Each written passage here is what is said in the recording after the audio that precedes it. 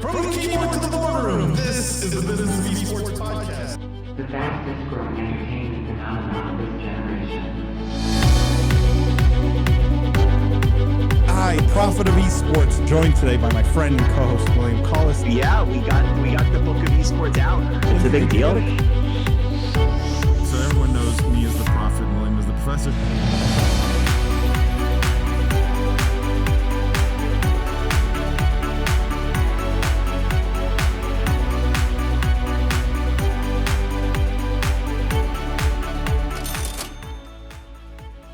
They may call me the Prophet, but in my life outside of the business of esports, I have worked on the investment side of the table for the better part of the last 2 decades. The single fastest growing area of gaming and esports is gambling. It's booming right now. You don't need to be a prophet like me to see that. However, as an investor, I've stayed away from gambling and betting companies because of the reputational risk and often shady nature of the companies involved. This was true until now. I've recently bought stock in a new public company called Esports Entertainment Group, or EEG, which is focused on esports and gambling. The big difference that changed my mind is that EEG is a public company, NASDAQ listed, and fully regulated, focused on esports betting. The regulatory and audit requirements of a public company are key in my mind to provide the needed transparency for players, bettors, and investors. I had an opportunity to host the CEO of EEG on this podcast a couple of months ago, and I was very impressed by his vision for the company. We've stayed in touch, and I'm delighted to announce that they've accepted to become a sponsor of the podcast. If you're a family office, institutional investor, or investor of any kind, really, Esports Entertainment Group, ticker symbol GAMBLE, GMBL, might be one of the best ways to get exposure to the esports betting space and gaming in general. Make sure to check them out at esportsentertainmentgroup.com.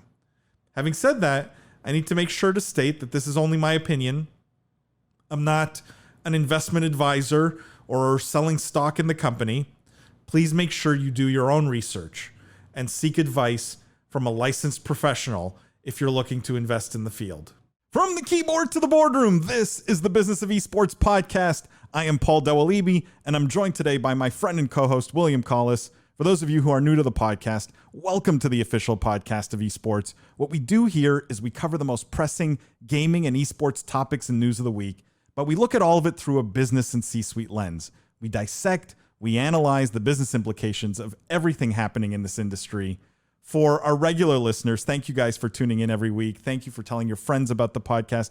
Thank you for going and buying William's book, The Book of Esports. And if you haven't already, get on Amazon right now, go buy it, read it, leave a review, and then come back to the podcast. I give you permission. Go do this now if you've already bought it. Whatever you use, we Pocket Casts, whatever, you can hit the pause button. You can go do it right now. It's worth it. Trust me. It's a fun read. And if you've already bought it, guys, and you've read it, or even if you're halfway through it and you're loving it, go leave that review on Amazon. I know William really appreciates it. How you doing, William? How's your week going? Great. Busy week as always, right? I feel like we always record this. For the people who don't know, we always record on a Wednesday, so it's like right in the middle of the week. So, but it's kind of like the highlight, right? Like it turns what should be kind of like I always think of Wednesday as like the checkpoint in the week. Do you think of that? It's like when you get to Wednesday, it's like in the old Sonic games, little it's like the halfway point, right? But this turns that checkpoint into a real highlight. So I'm just thrilled to be recording this every time with you, Paul. It's a blast. Have you had any chance to play games this week is the question. Or even Very think little. About gaming? Very little. I mean, it's funny because I always fit in a little bit of Heroes of the Storm because you can play ARAM in 10 minutes, so I can sneak it in sometimes if like a meeting ends early or something. That's how I get my gaming fix. Wait, does Heroes have an ARAM mode like it does? League? It does have an ARAM mode. Yeah. Did they copy it from League? I mean, I'm guessing. I mean, like, I don't know. I think most MOBAs have sort of an instant action style mode, right? And, it's like a lower. And the nice part about ARAM modes, and we should do a whole podcast on like the theory of ARAM modes, because it's actually a very interesting user psychological group and need state that they hit. But it's like part of the fun is because you get random heroes, right? A lot of the pressure to perform goes away because you can always blame your hero or your comp. So it's a really clever trick. So this is why I play ARAM, because obviously I need excuses to make up for my poor skill. To be fair, I don't play MOBAs, right? But the only league that I've played is ARAM. Oh, wow. It's the only thing I know. It's the only thing I've really played. And it's because I don't like all the buildup. Like, don't give me the 20 minutes of like having to, farm creep and like. Sounds like you should play Heroes of the Storm, because that was their game design decision. It's just straight to the team fights and then it's over. But yeah, anyway. All right, enough me talking about a game that I love and can't stop bringing up. So leave that alone. All right. What about you, Paul? Did you play any games this week? Or Actually today or yesterday, Apex dropped a new game mode, which is interesting. I also saw, this is not something we're going to talk about on the podcast, but I did see that Apex hit its highest concurrent players on Steam, because Origin doesn't publish their numbers, but Steam does. And it's somewhat, I guess, a barometer of how well it's doing on Origin also, I would assume. Yeah, I'd imagine there's a pretty tight correlation there. And so I thought that was interesting, right? Apex, in some ways, has had better staying power than Fortnite. You could maybe look at it this way. I don't know. Like, I'm sure Fortnite generates more revenue still, but they seem to be going in opposite directions, which I think is an interesting thing. I think you're going to see this comeback of Apex and interest in Apex over the next few months because of this new 3v3 game mode. You can spearhead Apex, I'll spearhead Heroes, and then we'll both have if even half of that comes true, Paul, 2022 will be a very special party for us. So we'll be like I'm still waiting for my Oxygen Apex team, invite here, William. I'm still waiting to be signed as the oldest Apex player in history. Like, we still need to make this happen, is what I'm saying. Well, it's not too late, Paul. It's not too late. We know you have the skills. We've seen them time and time again. There you go. Look, we do have an amazing guest on the podcast, William. I want to get to Jimmy. Our guest today on the podcast is Jimmy Barada. Jimmy entered the esports world in 2017. He began by advising clients within his network on the nuances of the gaming ecosystem. After a series of projects and live events, Jimmy has grown to become an instructor of esports at the University of California, Irvine, as well as a minority shareholder and senior advisor for competitive org Exet. Jimmy, welcome to the podcast. Hey, Paul. Hey, William. Thank you so much for having me. I'm happy to be here. We have 3 professors of esports technically now. That's right. Yeah, we got the triumvirate. It's like this is Power Rangers. We get to make Megazord now or whatever. Jimmy, for our listeners who maybe don't know much about you or maybe aren't, I know you literally probably know everyone in the industry. I think you're one of the most well-connected people around. But for those of you who don't know you, a little bit about your background, what you did before you got into gaming, why you got into gaming, what you're focused on now in the esports world. Just a bit of your story and your background would be great. Sure. I mean, that's pretty loaded, so definitely stop me when I start talking too much and people start tuning out. But yeah, I've been a lifelong gamer. I have an older brother that taught me, to play NES, Mario, and I was one of those kids that was holding a controller that was disconnected from the console. And so, this is very much in my blood. In 2017, I was working as a civil litigation attorney in Orange County, California. And, when something's not your calling or not your path, I think it's easy to step away and reevaluate what you want to do. I was very fortunate that my network, a lot of people within my network were in gaming, and I started reaching out to people I knew and said, hey, do you know anyone that you can connect me with? Do you have any projects you're working on that you can use my perspective, my advice on?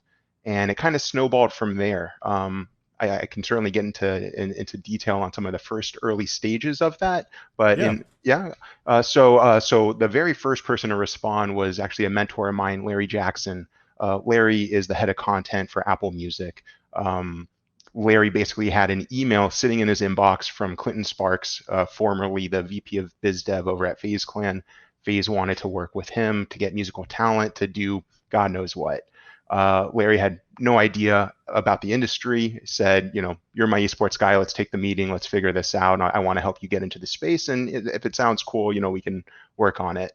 That led into about 8 months of negotiation and meeting with FaZe Clan, as well as with Travis Scott and some other entertainment properties for a lot of projects that ultimately didn't come to fruition. But what did happen was my own network expanded tremendously. Obviously, Clinton and Greg Selko, when they left FaZe and started XSET, were kind enough to call me up and want to get me involved. And obviously, I do that today. But that's kind of how it started, honestly, was some very high level negotiation and meetings that I didn't anticipate. Like my very first esports meeting, I'm sitting down with the president of a very well-known organization, in gaming. Similar conversations and early discussions with Gen G and Epic with the astronomical event that Travis Scott did. So honestly, any one of these is like its own conversation and lengthy discussion, but that's kind of the gist of it. I didn't know part of this, and now I'm a little bit upset that the head of Apple Music, but yet the Business of Esports podcast I don't see it sort of front and center on the Apple Music app, Apple Podcast app. Like, where are we? I want to see it just like Business of Esports, then Taylor Swift, then whatever else. Why has this not happened yet? Certainly above Justin Bieber, I would say. Certainly.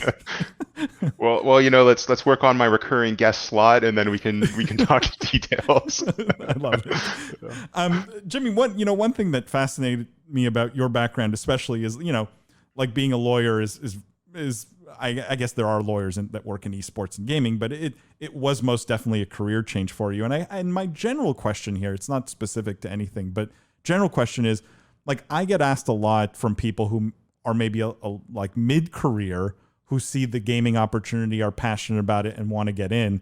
What do you think was sort of your secret in terms of breaking in to the esports and gaming world as someone who was changing careers, essentially? Yeah, and not to just glom onto this question too much, but this is probably the number one thing I think I get asked on LinkedIn too, right, Paul? This is so common. So how do we get in? Yeah.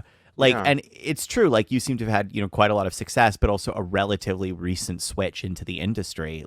Please, general tips, because I guarantee our listeners are they want to hear. There are a lot of people out there very curious about this.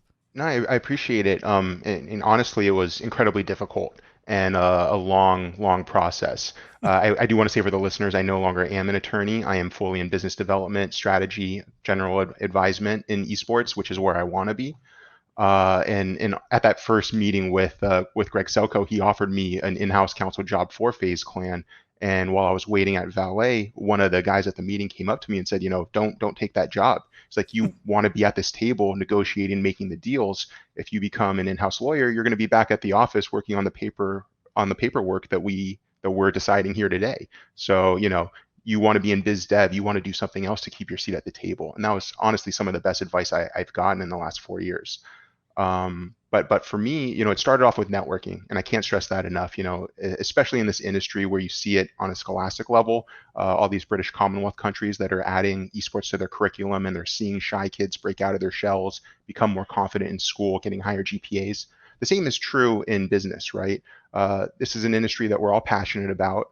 Everyone plays a game or is involved in, has a history here in some capacity. So to anyone that wants to get in this industry, know first and foremost that if this is part of your personality, part of your core, it's where you belong. And it's easy to have a conversation with anyone else here, because more than any other space, we can tell when someone is genuine or not, right? And so from a fundamental, I think, first step into this area, it's be yourself, know that we're all ourselves as well, and that we all love gaming. The rest is just, again, hard work and patience. Networking, getting to know people, and developing a skill set. The one thing, I had the most polite rejection ever from Gen G when I interviewed over there with them. And I know Chris Park and Kent Wakeford very well. They're great. Jordan Sherman, also a good friend. And we had Kent on the podcast, by the way. So I loved his episode. If you're listening, go check out that episode. Yeah. And Kent actually introduced me to my favorite client, Wizard Labs, which I could talk about later, an AI software developer. But when Gen G rejected me, it was pretty much Jimmy, we loved your personality, we loved your experience, but it's all tailored to another industry, and we just don't know what you would do here. We don't want to put you in a position where you'd be set up to fail, and that's not fun for us, for our investors, for you. It was a long, well thought out conversation, and it's really easy to swallow, honestly. But I think people also breaking into this industry have to deal with a lot of rejection and develop a sense of resilience, knowing that oftentimes it's the opportunity and timing, not necessarily yourself, right? Because it's easy to take things personally, but sometimes you just need to meet the right client, find the right project, or apply yourself in a different way that you weren't originally thinking. So I guess being genuine, keeping an open mind, and just keeping at it. What comes to mind is that meme where there's two layers of people digging a tunnel, and one of them turns around and walks away kind of tired, and the other one is digging right where it's like the diamond is he's like right about to break through, and he doesn't know. So that's true in anything in life, I think, but especially here. I kind of want to add something to that, Paul. Sorry, I don't know if this is the direction we intended to take this podcast, No. but the thing I'd add is, networking is so important in the space. And a follow-up, I always tell people you have to network. And a follow-up question I always get back from people is like, yeah, but like, how? Come on, like I am networking, right? And one of the best pieces of advice I ever got for my career that I try to pass along to people that it feels like apropos to offer now is never leave a conversation with someone in your network without pushing for an introduction to the next conversation, and ideally 2 more conversations, right? Because part of the problem with networking is like very few people, particularly if you're starting out in space, you have a Rolodex of like 100 people, right? You might have 2 or 3 people you can kind of sort of get to and have a conversation with. And then I think a lot of people have those conversations and sort of, like you said, persistence is so much of this. Those 3 conversations or 2 conversations weren't quite right. They didn't quite get lucky. It kind of stonewalls. And a big secret is if you do your best in a conversation, even if it's not a great fit, what you're looking for, or what the other person's looking for, generally people are happy to refer smart, motivated people onto other people because maybe they might help them, right? It makes them look good. And so the best piece of advice I always try to give is, look, just like at the end of every conversation, try to push, who else should I talk to? Would you mind sending an email? Could you make a referral to me, 1, 2 other people? And it really exponentially expands the power of your network because it lets you keep going until you do get lucky, that one conversation that you really needed to hit, William, I totally agree. And I did want to take it in this direction because I think we probably don't do enough of this on the podcast. But Jimmy, I was curious also to ask about the University of California, Irvine sort of experience.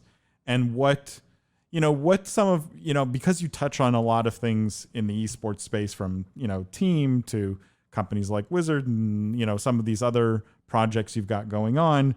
How do you feel about the current state of esports education, right? Like, because both William and I, teach, I'm always curious to get the perspective of someone teaching somewhere else in terms of where you think that piece of the industry is at from a maturity standpoint, and also just from a, what do you want to leave your students with?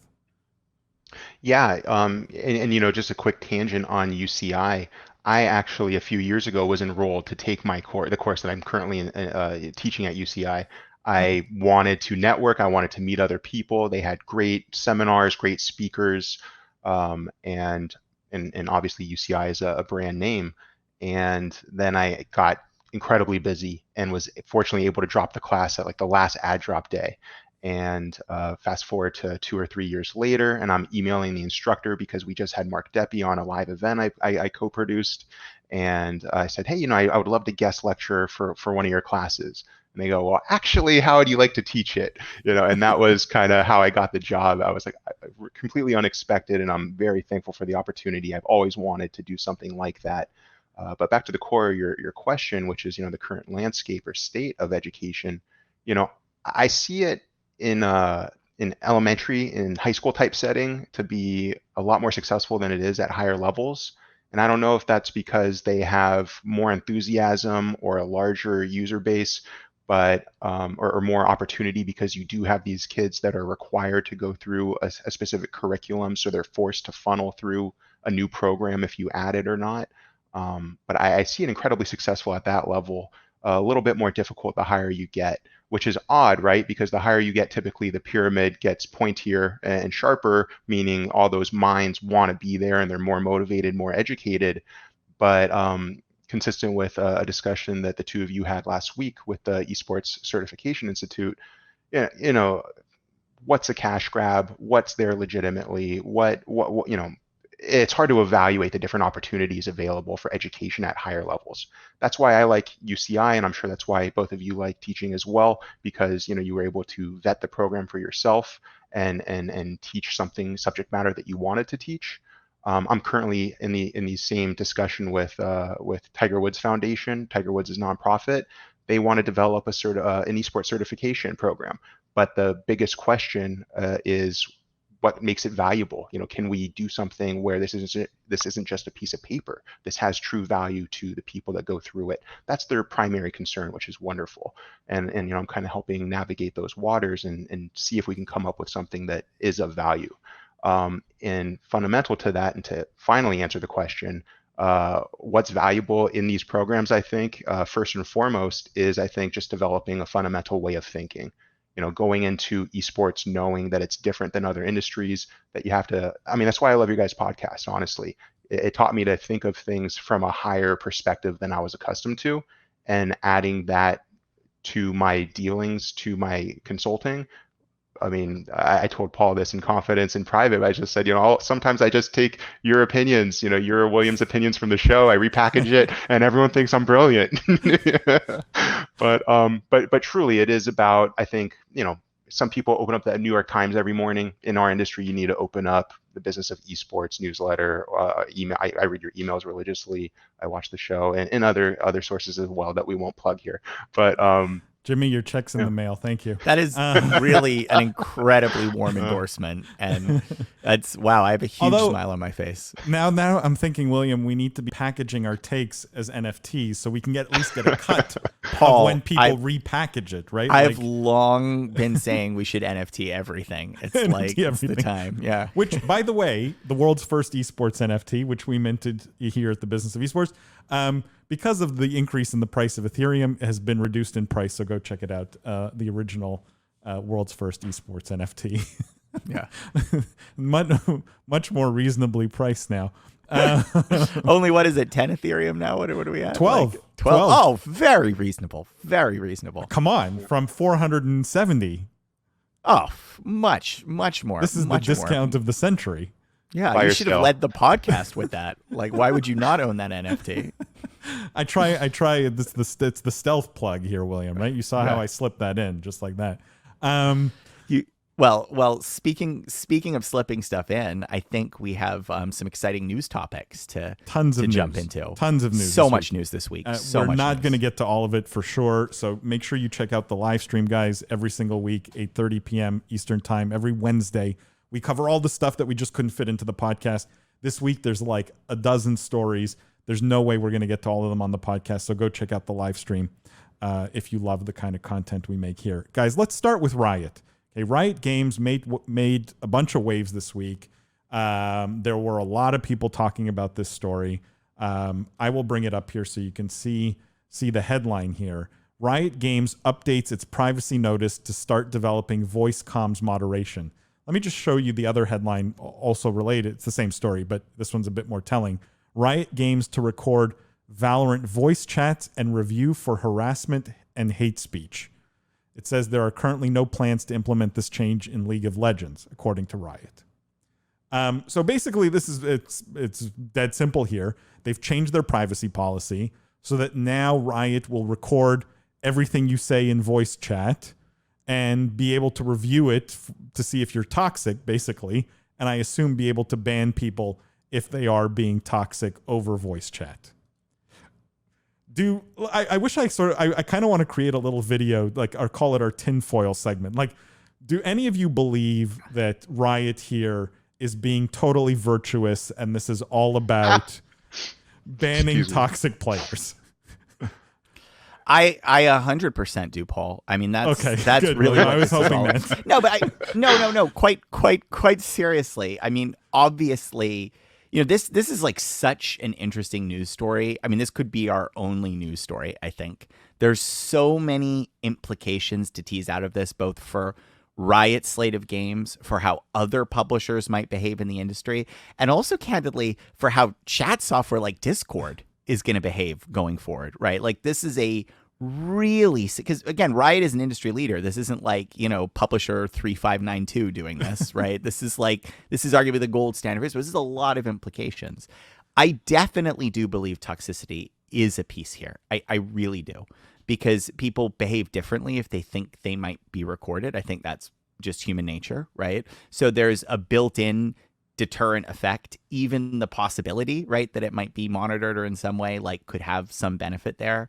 I also think, though, that, the reality is it's probably very hard to police comms. Chat you can police in many different ways, but comms is probably harder. This opens up comms for policing in a way that maybe could ban repeated bad actors and improve the state of the community. So there definitely is some goodwill here and goodwill reasons to do it. That being said, there's got to be a lot more, right? Let's unpack what the lot more is. Let's drop your facetious question. Riot's got to want to do more here. What's the more they want to do? Yep. Jimmy, I'm curious, what's the more you think they want to do? Or do you think they're completely virtuous here and this is all about toxicity? I really appreciate William's altruism and optimism. I unfortunately don't see it through the same lens. I see this as a fluff PR piece to cover up something that they were probably already doing and utilizing in other ways. And obviously this is just a hunch and a feeling, but you see Amazon, you see iOS with them already recording voice, the tremendous scandal that they've gone through for the last few years, people sharing and researching and then them changing where things are located to turn off voice recording features. And every time opening up social media and saying like, oh, that's the thing I was just talking about with my friend. Like now I can buy, right? With these voice targeted ads. I don't know what Riot's intent is for recording all of our voices here, but there's already a pretty decent system with the self-reporting of toxic players, hackers after you get killed, right? You can right click any of these players' names, submit this person for hacking or this person for saying something, a racial slur or something else in violation of the game's terms of service. I honestly think Riot has probably been recording and needed to get in front of it because they've already gone through so much scandal in the last few years, and just goodbye any job offer I would ever get from Riot, but this is deeply how I feel. This is there's way more to it than just we need to protect. Toxicity has been fundamental to gaming for 15 or more years, right? So I don't see anyone rooting that out completely. I see this as there's more to it. There's something else. So about once a month, I always get a call from my mom, which goes something like this: like, "Hey, I was talking to your dad about pick something Lysol wipes, and then I went on Facebook and it showed me an ad for Lysol wipes, right?" And the reason I bring this up is to your point, Jimmy. Our phones are already recording us, right? Amazon Alexa is already recording us. Why do we care that Riot is now going to record us? I guess is one of my questions. And the second question is, if we're trying to be constructive here as a group, right? And we believe that Riot is truly going after toxicity. Other than this, how do they root out toxicity in voice comms? Like, what are the other solutions? Yeah, well, look, I mean, so let's actually unpack. So rather than like I do want to say I definitely believe Riot thinks toxicity is a problem because it is a problem, right? Like, just to be clear, like no one can have played Valorant or League of Legends or really any of these MOBA games, or not MOBA games, like, sort of top tier competitive esports, and not encountered some really negative, problematic stuff. It's sort of, and I definitely think if game publishers could wave a magic wand and get rid of it, they would, right? Like, they'd rather not have it in their games. It's a net detriment. So again, I definitely think toxicity is a motivation here. I think it's an important thing Riot is doing. I think at the end of the day, they're a free-to-play game, though. We have to remember this. They are fundamentally a free-to-play game, right? They monetize through their store. That's one way. They're very good at doing that and giving you champions. But the classic way most free-to-play things monetize is, let's be honest, advertising, right? And, just to really anchor Jimmy's point there, I would be stunned if this didn't in some way connect back to an advertising play or an advertising opportunity, because that's just the business model that the business is on, right? So that doesn't mean good things can't come out of also looking at another advertising opportunity, but it definitely, means that advertising is still a core reason for them to look at this. All of that being said, I also, well, I guess actually maybe we should pause there and say, Paul, can you, anything else anyone want to react to that before I keep going? Should gamers care? Should we care as gamers? Forget about the business side's important. Obviously, we're a business podcast, but should gamers care that this is happening? I personally don't. Like you're saying, I have an Amazon Echo. My phone, I'm sure, records me and gives me those targeted ads all the time. I don't say stupid things that I think will be recorded, but otherwise, it's kind of amusing and just an unfortunate byproduct, I think, of this technological era that we're in. So the first part, I don't necessarily care that I'm being recorded. I'm sure a lot of people do, and I'm sure there will also be the opportunity to turn off certain targeted ad features like you can in other social media sites. But more importantly, I think, or rather your question, what are the other alternatives here to voice recording to punish these toxic, voice comm abusers? What came to my mind, and it was a show I just caught wind of, and let me know if you guys watch this too. I just started watching Mythic Quest on Apple TV Plus, and it's really funny, actually. I was surprised how much I liked it, even though it's funny in a bad way. But what they did in this one episode with all of these fascist gamers was they just put them all on the same server with one another, so that their propaganda didn't affect other people. They just stick them in one random server. They'll harass each other, and everyone else will be saved. And I thought it was so funny and clever. But then it reminded me, Activision did that, right? They put all the cheaters in the same lobby with each other, in the same server with each other. Anyone suspected of hacking on Call of Duty is now in the same lobby. And it was there was a meme. I love memes because it's the most culturally relevant reference. But there was a meme of Thanos, I use the stones to destroy the stones, and he was like, I use the hackers to destroy the hackers. I put them all together. But it's interesting because it's not just, this isn't done just for negative behavior. It's done for positive behavior too. So who let's look at World of Warcraft and the roleplay servers, right? Or the PvP versus PvE servers, right? There's definitely an acknowledgement that, grouping types of gamers together has benefits. And I agree, Jim, it's an interesting point. I like the grouping piece has been around for forever. That's a really exciting solution to see. I personally think it's probably underemployed by publishers, right? And I'm also just tired of their grouping criteria for me being, I'm bad at the game, so I go in, the lowest ranked pool. Well, I was gonna say, yeah. I just think it would be hilarious to see that play out. All of a sudden, you find yourself in a lobby with a bunch of toxic people. You're like, oh no, I'm actually toxic. It's like a Black Mirror episode. It's all along it was me too. I'm just the same. It's an interesting solution. I kind of like it. I do think. The other funny part would be what if you get reformed, right? What if you see the light, you don't want to be toxic anymore. but hold on, I kind of want to, before we go on, I want to flip the story into question, because when I heard this story, I had a thought, which was, should Discord be scared? That was the thought that I had when I saw this story. Discord users? Discord the company, right? Because think Why? about it. Well, bear this out with me, right? Let's have this thought process, but right, Riot has an incredible user base of gamers. They have a massive ability to drive adoption in the space, right? They are now doing more with voice, right? And presumably they might be doing more with voice with a monetization goal in mind. Where does that lead them over time, right? Where might that lead? And we've seen Riot is willing to do product extensions that have nothing to do with the games. They have their own music label, right? Could we come to a world where Riot is a credible Discord competitor rather than sort of what it is today, which is the chat solution you go with in Riot games because it's already there and you're too lazy to open something else, And I'm being quite serious here, Paul. I see your face. You're like, that doesn't. But no, really it's think a good about idea. it. Yeah, it's a good thought. I actually didn't think you were going there. Interestingly enough, I think it's an interesting thought. I put forward the example of BattleNet chat, right, which should have displaced everything because when Blizzard was at its peak, their voice chat solution should have put everything out of business, and it didn't. But where I thought you were going, I'm sorry not to get to your question here, but where I thought you were going was, Discord users should be worried, because Discord might look at this and go, wait a second, we have 180 million users doing voice chat, right? At some point, we probably want to go public. We're probably going to have to show revenue and start monetizing this massive user base.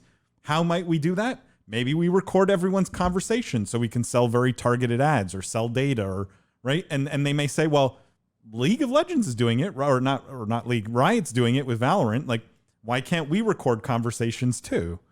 And so it may set this precedent where Discord looks at this and goes, this is perfect. We'll monetize like this. You know, the data I've seen suggests that ads are definitely the next wave, right? And that people are moving away from subscription-based models. So I think it's a real concern for Discord users and for anyone else, honestly, that uses some type of voice chat heavy platform or community. What I've learned from users, because I have way too many friends in the 13 to 17 age demographic, just by nature of my the different projects I work on and who I need feedback from. These kids will hop into any game server and just use it for a voice chat lobby. And then they will open up a Zoom or do some type of screen share and watch their favorite streamer play on YouTube or Twitch. But they'll hang out in Fortnite lobbies just for the voice chat feature. And Paul, I mean, to your point, right? Like, that's valuable feedback that Discord, in anticipation of an IPO or any other company in the same arena, can repurpose. And you're gonna interject. No, but Jimmy, you seem to be agreeing with William that if Valorant and Riot here built, that maybe they're tipping their hat here, that they're building out a really robust voice chat product, right? Are you worried for Discord? Forget about the Discord users for the moment. Are you worried that Riot may be building a voice chat competitor to Discord, and this is just part of laying that groundwork? Oh, I don't think they're building a competitor. I think they're trying to utilize some type of AI to to sell targeted ads.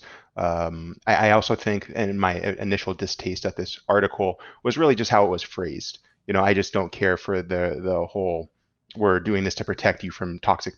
They're doing it to try and monetize everything that they can from their users, because that's the biggest question in this space, right? Is we can grow these massive communities, but how do you bleed them dry, I guess. And so I'm not worried for Discord. I'm worried for the Discord user personally. Interesting. William, are you?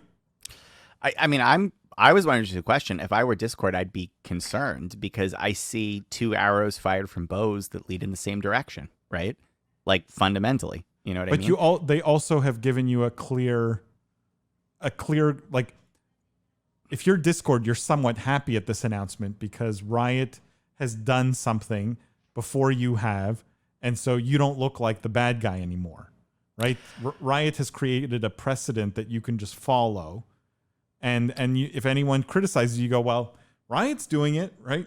And so you're less guilty. I don't know if I agree with that, Paul. I don't know if I agree with that. I don't think this notion of Riot giving cover fire to other companies is actually how people would perceive things in the space, right? Like, I think Riot operates in a different way with a different wavelength and a different fan base. And I think, like, do you think this would give cover fire to Activision Blizzard? I think if they did this, it would be perceived very differently. Like, I think the reality is... So you don't think if tomorrow Discord came out and said, hey, we're going to start recording every audio call on Discord, and it's to root out toxicity, right? We don't want people, we don't want toxic people or, horrible people and, saying horrible things on Discord. And so we're going to record every conversation to root out the toxicity.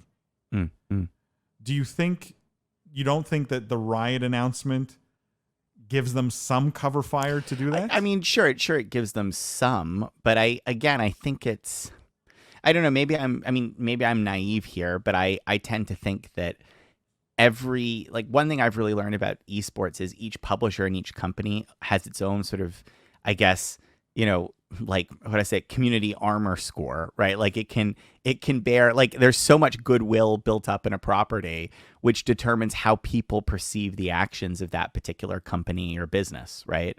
And I think Riot is a company with a lot of goodwill built up behind it that can get away with pushing the envelope in a lot of ways that other companies can too. And I think Riot did it first defense isn't really, it's not how gamers, I think about their products or their product classes. I don't think they compare across publishers or compare Discord to Riot the same way that we might in a business setting. I think a lot of gamers interact with them in isolation. There are plenty of people who play, Battle.net who've never, played Valorant or League of Legends or haven't played it in the last couple of years, right? Like, it's a much more isolated experience on the consumer side that makes me think that the fact that Riot did something, first, or it won't be perceived that way in a community-wide rollout. That's fair, guys. Can we stay on the topic of voice chat and move on? We have a few stories with Sony, but the first, it's a great segue because we just talked about Discord and chat, and this story is all about that. And the headline here from BBC is, hang on, there we go. Sony's PlayStation to integrate Discord chat for gamers. So basically, Sony's going to be integrating Discord into its PlayStation network by 2022. Supposedly, Sony has actually invested in Discord, holds a minority stake in the company now, which is interesting. I don't think I didn't see any numbers disclosed anywhere. But they state, then this is a quote, "Our goal is to bring the Discord and PlayStation experiences closer together on console and mobile starting early next year, allowing friends, groups, and communities to hang out, have fun, and communicate more easily while playing games together." This story is especially interesting in the context of the discussion we just had, which is, Discord is this platform on its own. Now we're seeing it being used essentially as call it not white label, but as a technology that is integrated in another platform.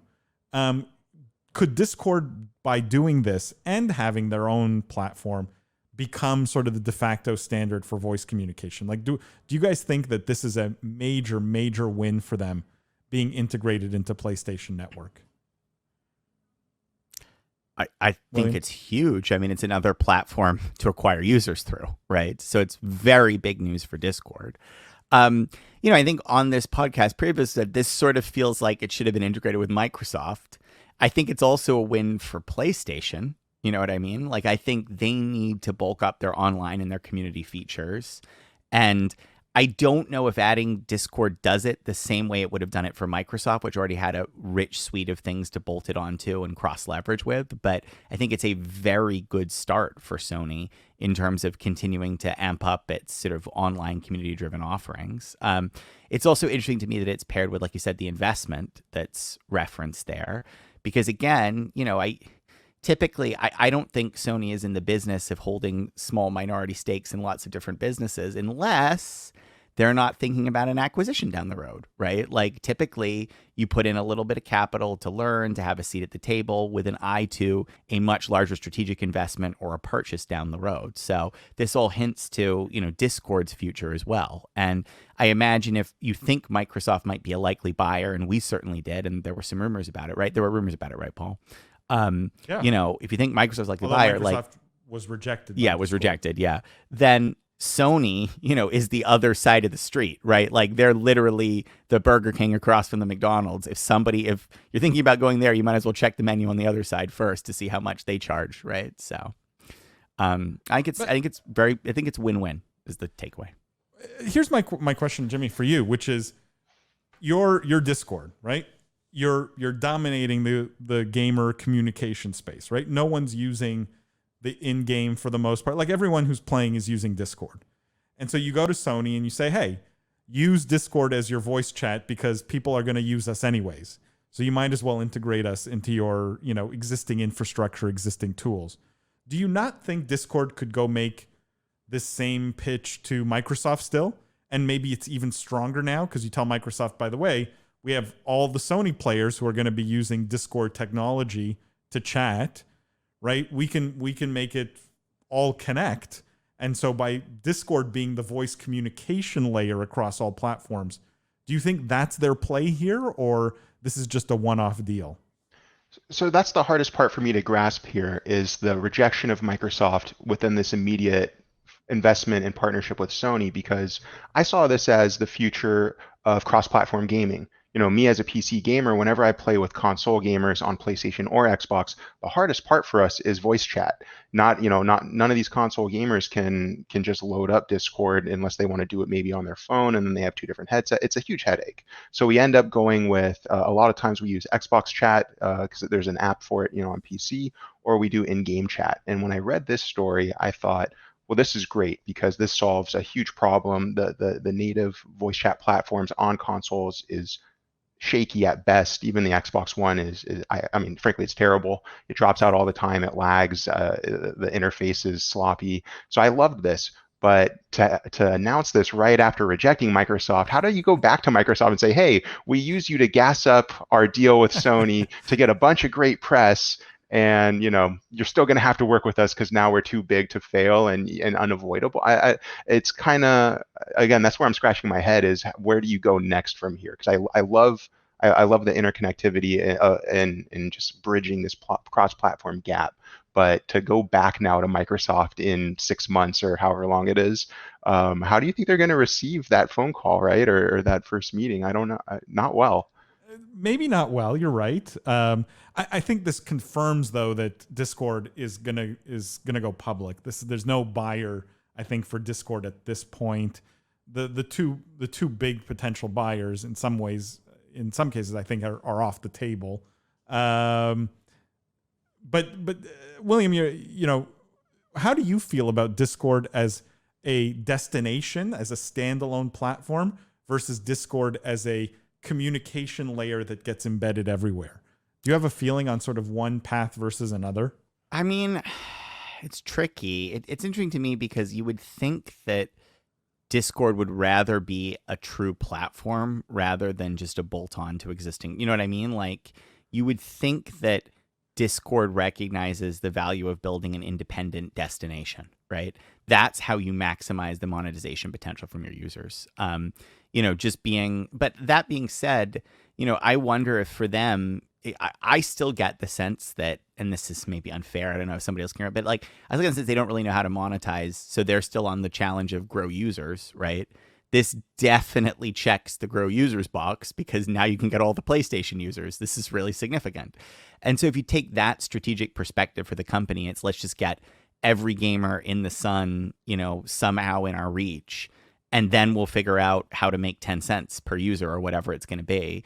This isn't that bad of a move. But I do wonder if long term it doesn't curtail some of their potential because, really they should, if they're building to maximize their market value, they should be a hub rather than just a tool that's injected into somebody else's hub. So can I conclude that you think then this is probably more of a one-off deal?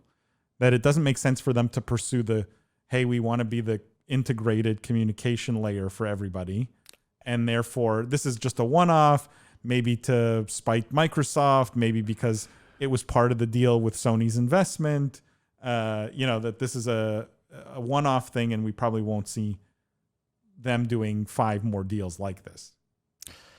I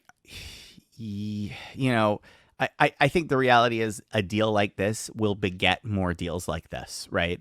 So whether or not it was intended as a strategic decision or just a one-off, the fact is the door is open. Other people are going to be knocking on Discord to ask to do something similar. They're going to do more similar things. So it's a Pandora's box in that sense. I don't see the problem. I really don't see the problem with it, honestly, bolting into other platforms. The whole goal here is to grow a community as fast as you can, to grow the largest, strongest community, and point it in whatever direction through recording their voices or otherwise, whatever direction will likely yield some form of monetization. And I think by strapping on a PlayStation and then maybe Nintendo or Microsoft or Steam or whoever it is down the line, all Discord's doing is getting more and more users, right? And more people familiar with their brand. I was not a Discord user 3-4 years ago before I got in this space, and now I prefer it to iChat or iMessage, right? I would rather have a Discord call than any other type of call. I would rather have a Discord direct message or group thread than any other platform. And I'm a PC user, not a console gamer here, and I know we're going back to PlayStation, but as Discord gains more partners, they convert more users, more people become familiar with their brand and their tech and appreciate it for how good it truly is. And I think that's how they win in this space, how they IPO is just growing a massive community and then figuring out later what to do with it. And the fact that they can get X million PlayStation users by this one partnership, because that's how they're reporting it, I think, to their investors and shareholders, right? They're not saying these are how many installs we have or monthly active users on our platform. It's rather, here's the total Discord fan base, here's the total PlayStation. We'll lump them together, and that's our new number, right? It's inflating their value, but it's really not all that truthful, or sorry, all that untruthful. No, and it's like, to me, this is classic like pre-IPO playbook also, right? It's a big sort of big brand kind of deal. It's going to push big growth numbers, to your point, Jimmy, right? Like to me, this feels a lot like we're gunning for that $30 billion IPO, that $30 billion public valuation. And this is one of the ways we get there. It makes me even more confident, by the way, in my $30 billion valuation prediction on Discord. Guys, let's stay on the Sony theme here, because there's more Sony news this week. And this one was interesting. This one, the headline was, let me just pop it up here. The headline was, sometimes these don't work. If this is not working, I'm just going to tell you guys what the headline was. The headline here was, Sony reportedly preventing Resident Evil Village from being on Xbox Game Pass. So this is not like one of the most anticipated titles of the year. It's a title that Sony's putting out. But that's not true. Resident Evil is a pretty big franchise. I think it's safe to say this is one of the largest releases, at least this month, if not in the quarter, okay, right? Sure. Yeah. But according to leaked documents, the deal between Sony and Xbox is that Microsoft is prohibited from distributing the game through Xbox Game Pass. Now, on this podcast, we've been huge fans of Xbox Game Pass. I think, William, is fair to say, right? And how I successful. think it's one of the major drums we beat is that Game Pass is a huge force in the industry, and it's only going to grow more in importance and reach. And so this to me, I think, is the first time I think publicly I've seen a story like this where a publisher, in this case Sony, is actively saying, look, Microsoft, we're willing to have our game on Xbox, but you cannot put it on Xbox Game Pass.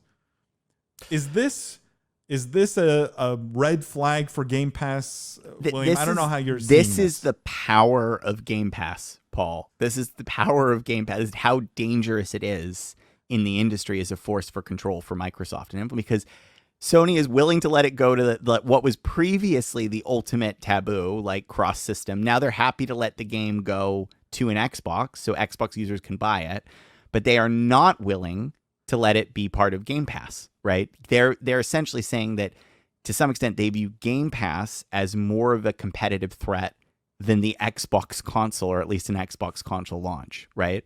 And the reason for that is pretty simple. Why do they not want it on Game Pass? Let's just be explicit here. It's because they don't want Resident Evil to drive Game Pass adoption. They don't want people who Sony's put a lot of money. It's this Resident Evil 7, right? The Village, right? Put a lot of money in developing it. This is a, 8. What? I can't keep track. Whatever I said. It's Resident Evil. Everything past 3 for me. The franchise didn't. No, it's not true. Everything past 4. 4 was where the franchise stopped for me. But like, look, because their fear is that people want this game. I do think this is a game with a strong niche audience. If you are a Resident Evil fan, you have been a fan of it for a long time, right? It is one of the few sort of marquee, action-y survival horror games that scratches that itch. It's basically this and Silent Hill. And they don't want a game that they've worked hard developing to be driving the adoption of a major service for their competitor, right? That they are scared is actually, as I said earlier, more threatening to them in terms of this lock-in subscription model than the actual Xbox platform. So they're fine if you buy an Xbox to play this game, but they do not want it to be that hook that gets you on the subscription Game Pass model. Jimmy, you had some thoughts on this. I just keep nodding my head. I wholeheartedly agree with William. I want to add, that something that's interesting to me, and we'll get to in the next story as well, I'm sure. On one hand, you have Sony doing these deals that you think enhance cross-platform play, And then here you wonder, well, why are they preventing, use of this title on Xbox? And Paul, to your point, you can still buy it on the Microsoft Store, right? You just can't use it on Game Pass. And William just hit it on its head, right? This is Microsoft's most innovative initiative for the past few years, and certainly the next several. I think we all agree it's we're keeping a close eye on this. I know I am. I'm excited to see where it goes and what kind of users it grows, and more importantly, also what games it gets, because currently it's not enough for me personally. But the fact that Sony is okaying certain cross-platform things and then pulling back in other areas, I think they're scared of Game Pass. Not a lot more, honestly, to add. I think William said it pretty well. Let me just, there's one thing neither of you guys mentioned, which is I get that Sony's scared that Microsoft's Game Pass product could be too successful, right? They don't want to encourage the growth of Game Pass. But it could just be all that. I think one of the things factored in here is maybe they just believe long-term the economics of being part of Game Pass are worse for them than selling more boxed copies, right? In the same way that the music went through the same thing. The all-you-can-eat, Spotify $15 a month service, I think has resulted more in a decline in artist revenue, not an increase in artist revenue, right? Like artists made more money in the 90s selling lots of CDs. Now, I agree that Game Pass's success and other all-you-can-eat services like this are probably inevitable. But do you not think that Sony just looked at this and said, wait a second, like, why would we cannibalize boxed copy sales by giving it away? Obviously, they're getting paid for everything that gets downloaded on Game Pass, but maybe not as much. Why distribute this through Game Pass and cannibalize our own sales? Do you guys not think that maybe that factors in? And if that is the reality, that Game Pass could end up getting quite a bit of pushback from publishers long term, right? As Game Pass gets bigger and bigger and more successful, you may get publishers saying, wait a second, like now I'm forced to be here, or no one will buy my or play my game. I would sooner. I think anyone that doesn't go the free-to-play route or a cheaper subscription route is kind of missing the boat here on what gaming has opened up for the world. I agree with you, obviously, musicians in the 90s compared to today, but opening up or lowering the barrier, the point of entry, right? That paywall feature expanded gaming into tens, if not hundreds of millions more households of middle Americans that couldn't afford a $60 disc in hand. And I don't think Sony doesn't get that. I would sooner believe that Sony has their own Game Pass competitor that they're in the works with and that they're protecting this from to use there, than to think that they just want to make a couple $60 sales here and there.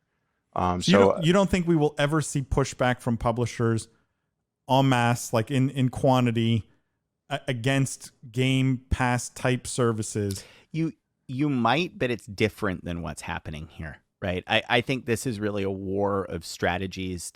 There's a transition in the industry from consoles as the walled garden you try to lock people in, to subscription services. That's what's really happening here.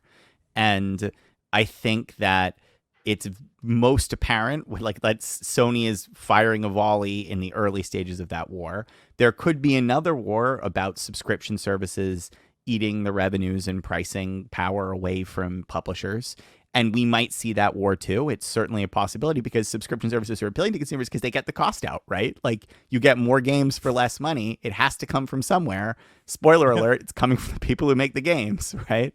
I mean, that's a simplification. You make it up with volume and everything, but you sort of see my point, right? So we may see that war coming, but I think that's a later stage war that takes place. And I think the war now is around which subscription platforms lock in consumers, and Microsoft has a huge lead, is way far ahead, has a really awesome offering. I mean, Game Pass is just awesome what's on it. It's incredible, and it gets better every day with like the additions of Bethesda and everything now. It's just, this is a competitor seeing another competitor with a product that is too strong in market and saying, I'm not going to let my hard work accelerate your traction here. Plain and simple.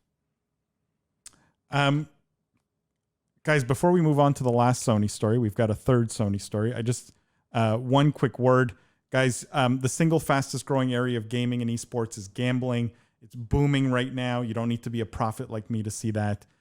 You know, because I've talked about it on the podcast, I've stayed away from the space because of the reputational risk, the shady nature of a lot of the companies involved. That was true until now. I bought into a stock in a company called Esports Entertainment Group, focused on esports and gambling. They're NASDAQ listed. They're fully regulated. They're focused on esports betting. And, we've had the CEO on the podcast. We've had some of the management on the podcast. Very impressed by the vision of the company. If you're a family office, an institutional investor, an investor of any kind, go check out Esports Entertainment Group, ticker symbol GMBL. It might be one of the best ways to get exposure to the esports betting space and gaming in general. Check them out at esportsentertainmentgroup.com. Having said that, just making clear that this is just my opinion. I'm not an investment advisor. I'm not selling stock in the company. Do your own research. Seek advice from a licensed professional if you're looking to invest in the field. Guys, one last story, Sony story here. And this one I almost didn't believe it when I read it. What Sony is getting away with here. And this was only discovered, if you want to call it that, because of the Apple Epic lawsuit. This Apple Epic lawsuit has been a treasure trove of data and previously confidential information. And this is one of these stories that, again, you sort of shake your head because it is somewhat hard to believe. But the headline here is Sony makes Epic Games pay for Fortnite crossplay. And I will just read one simple quote here that sort of sums it up, which is Sony has a policy that requires if the ratio of payments across platforms for a given PlayStation user gets out of sync with the playtime, then we have to pay them a commission on other platform revenue, Sweeney said. So if someone were primarily playing on PlayStation, but paying, in other words, buying items on the iPhone, Epic would need to compensate Sony. Which I didn't even know this happened. I didn't even know this was possible. I find it fascinating that this is part of the deal that Sony had with Epic for Fortnite. Are you guys just as blown away by this revelation that Sony commanded so much control here that if you play on PlayStation, it doesn't matter where you buy skins or any cosmetics, Sony is still going to get their cut from Epic? William, are you yeah, wanted to it's chime in? pretty incredible. There's not many other businesses I think of that work this way, by the way, right? Where it would be awesome. Yeah. It's generally it's like where you buy it is, this is, it's pretty incredible. The example I have is I used to go into, when bookstores were a thing, I used to go into bookstores because it was awesome, right? You get to see the books, touch them, feel them, browse, right? Great for browsing. But then I would go home and then buy them on Amazon. You're the reason we don't have bookstores anymore. In this world, Amazon would have to pay a cut to the bookstore. Yep. Yeah. It's pretty incredible. It makes me think of two things. One is, are relationships like this industry standard, right? Like, is there a similar relationship with Xbox that we don't know about, right? For crossplay? Yep. Because it seems crazy to me that it would exist for Sony and then Microsoft wouldn't have leverage to get similar relationship, or at least wouldn't know about it and try for it. So that's one thought that's out there. The other thought here is it shows the power the platforms still have in extracting value, right? Like, I bet this was not a great, because I guarantee you this doesn't let Epic go to the other platform and be like, give us some money back. We got to give it to Sony. This is just Epic paying more money, right? Like, this is in essence, a tax being exerted by the platform holder here. And it's a pretty, candidly cumbersome tax. And I think it's very, very interesting that they were able to get it across, and it highlights their power as a market maker here. So, Jimmy, what's your take on this? In some ways, I don't want to get too deep into the Apple Epic lawsuit here. We may touch on it on the live stream, but it's one of these things where, Fortnite and Epic have continuously tried to downplay sort of the power of the distribution platforms, but in some ways, they're bowing down to it here, right? Like, it's compensating the platforms where the game is played versus where stuff is bought. I'm just curious how you see the power dynamics here between Epic, Sony, and Epic and everyone else pretty much at this point. 2 or 3 years ago, when I shamefully was a huge Fortnite gamer and loved playing with my clanmates, I would sing Epic's praises because I couldn't believe they brought together Sony and Microsoft and all these worlds that were so far apart, right? It was like a dream come true for gamers, for cross-platform play, for me to have all these friends on PlayStation that I never got to play with back when I was an Xbox gamer and then became a PC gamer more recently. Now I look at this and you gotta admire, I think, the deal makers and decision makers over at Sony, because this speaks to their corporate culture, their hesitation for cross-platform play, and then their ability to negotiate and work that into the deal where they made it worth it for them on their end. And I would be surprised if Nintendo or Microsoft have this worked into their deals.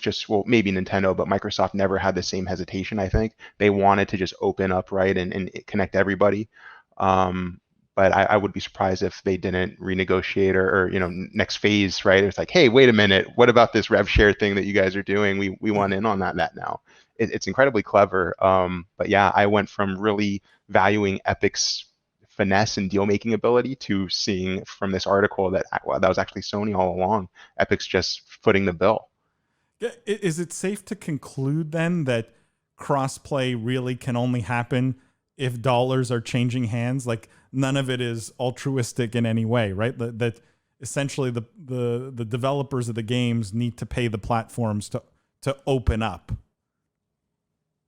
It seems to be. It certainly looks that way. Or I'd like to be an optimist. I'd like to think that the gaming culture is that strong and we all want to play together and have fun with one another. But this was a sad revelation. William, do we see a precedent here? Will we see more of these, you think? Deals where you're muted. Deals where essentially, the game developer is going to need to pony up dollars to encourage crossplay. I mean, I sort of hope not, because it sort of feels like at some point crossplay should just be it's like having a 2-player functionality in games, right? Or it's like having, I mean, it's a bad example. It's like having an online mode, right? Just feels like a thing a game should have in this day and age. You know what I mean? But the reality is, no. I mean, there's a reason why these platforms exist and wall off. It's to extract additional value, and to create an exclusive, barrier. And if now that this is known as another way you can extract value from your platform, everyone is going to ask for it. I think this will be standard. I think, again, it's a little unfortunate because you can maybe pair this with the Game Pass discussion we had earlier. A theme here is it's getting harder to be a publisher, guys. This is getting tough here. You have a revenue squeeze on the subscription model. You now sort of need cross-platform to keep all your users, because to get your users to be happy. But now you're gonna have to pay for that more too. This is going to be a weird place in the market to be right now. And I definitely think, ironically, you're seeing power dynamics shifting a little away from publishers. And I do think there'll be a backswing. I think there's tools and techniques publishers can have to fight back. But it's interesting to read the two stories together and say, yeah, it's probably a little harder to be a game developer now than it was a few years ago, because the forces are moving to chip you away at the top and bottom of your balance sheet. Yeah, but most of them are still reporting record revenues and things like that. So it's not like, well, yeah, exactly. All, I mean, take it with a grain of salt, right? But it's a rising tide, just the popularity of gaming exploding, obfuscating, I think, a little bit of a bigger problem, which is the game developers themselves have had a period of, I think, impunity and control in terms of owning the underlying game properties. And now you're seeing other people in terms of the platform holders and other people who finding additional ways to extract power from that ecosystem. So, the days of single publisher dominance, I'm not saying they're over by any sense, but there's definitely a weakness in the armor that this is exposing. And this is a good thing, though, in some ways, right? I think we spent a lot of, especially in the early days of the podcast, talking about how publishers had maybe too much power, wielded too much power. No? Yeah. I mean, if you read my book, The Book of Esports, one of the theories is sort of the consolidation of the landscape around the publishers and, the ability of a consolidated landscape to push back and extract value from publishers. And this is part of what's happening here. On that note, sorry, Jimmy, you had a thought? I just got to jump in and let William know. Yeah. I apologize. I just rated it today. I realized I was going to come on the show. I couldn't be here without rate. Well, I have your book. I had to rate it. I did it. 5 I, stars. I appreciate you rating Jimmy, but there's actually a 6-star option that you could. Jimmy, you did my segue for me because I was going to say, speaking of the Book of Esports, if you've bought it and you've read it or you're halfway through it, go leave a review, 5-star rating and review for William on Amazon. That wraps up this week's podcast. Jimmy, how can people find you if you want to be found? They can search for me. Jimmy Barada on LinkedIn is usually a safe bet, or email jimmy@ftempire.com. Follow you on socials, anything like that? No? Yeah, why not? At Jimbo Danks is my handle. I love it. If you want some mediocre Call of Duty gameplay. I love it. I love it. Sign me up. That's way to sell it. Way to sell it. Jimmy, thank you so much. You were awesome. William, thank you as always. Guys, make sure if you're listening, tell your friends about the podcast. Go leave William's review on William's book on Amazon, The Book of Esports. Definitely go do that. I know so many of you have read it and not left a review. And make sure to check out every single week, guys. After we do the podcast, we host a live stream. It's an after show. We cover all the stuff that didn't make it into the podcast. It's a lot of fun. We get to interact with you guys. It's also a bit more casual, so it's a bit more loose. And we do some fun, more lighthearted stories also. So go check that out every Wednesday evening, 8:30 p.m. Eastern time. You can basically watch it anywhere. LinkedIn Live, YouTube, anywhere you follow us, Twitter. It gets broadcast everywhere. And make sure you follow us on all those socials. Business of Esports on YouTube, Biz Esports, pretty much everywhere else. TikTok, Instagram, Twitter, at Biz Esports. And as always, we will see you guys next week.